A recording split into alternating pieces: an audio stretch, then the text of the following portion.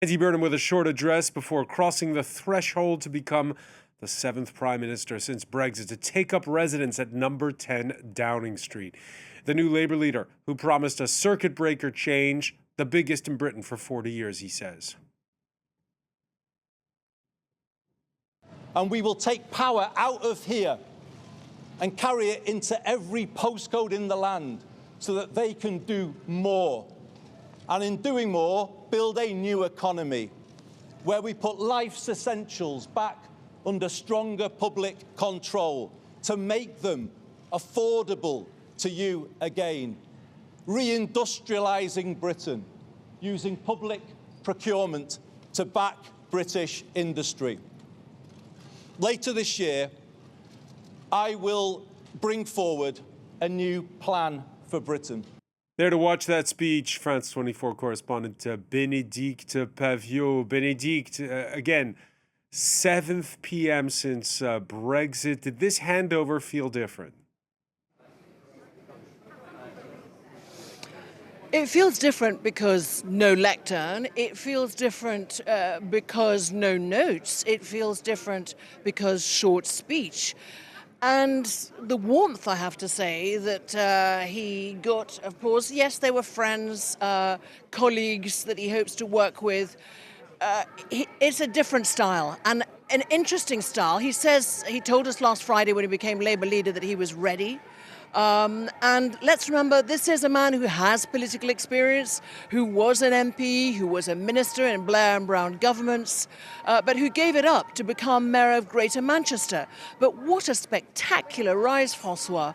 It was only on the 18th of June, weeks ago, that he stood to become a member of Parliament, which he needed to do if he was going to then challenge to become the Labour leader. He won resoundingly by over 9,000 votes. He trounced the Reform UK candidate. Of course, that party is led by Nigel Farage, a party that has been leading the polls, and the fact that Labour has been very dour in the polls, and that is very much why this man effectively has ousted the previous Prime Minister, Keir Starmer. Keir Starmer, who left with good grace, saying that he left a fairer country.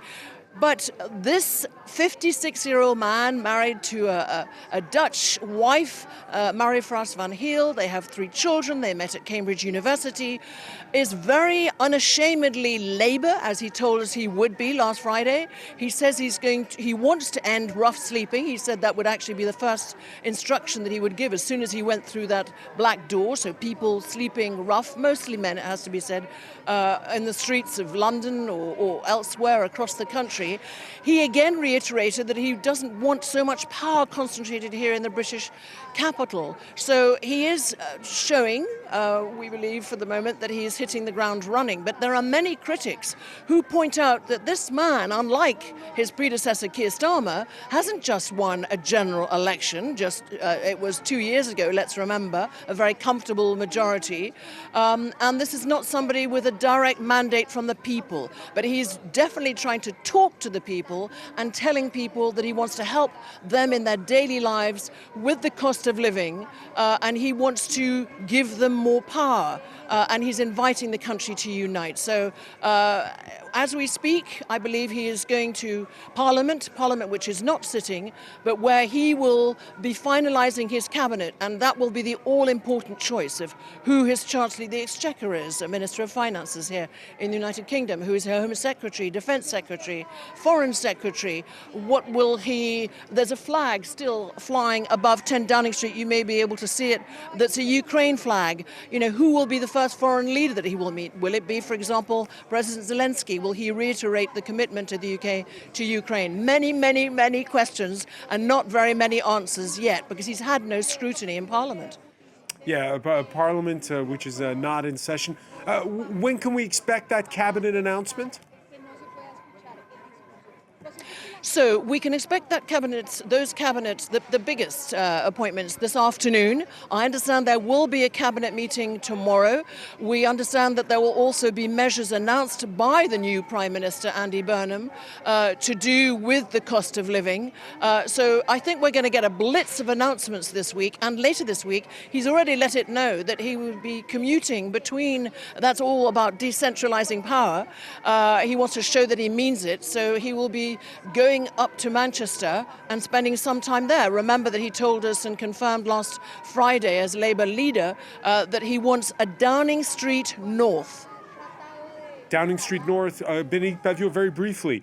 Again, the fact that it's not before Parliament that he'll be making those first announcements in the morning, you're saying that's raising eyebrows? Yes, because certainly the opposition said, look, this is a man who now has ousted this Prime Minister. He has stood unrivaled. Nobody stood against him, so he hasn't explained himself sort of publicly, certainly to the nation in that sense. He's done very few TV interviews, and in that sense, conveniently, Parliament isn't sitting, or certainly the House of Commons isn't sitting, I should say, since last Thursday. So the first big parliamentary tests will be Tuesday, the 1st of September.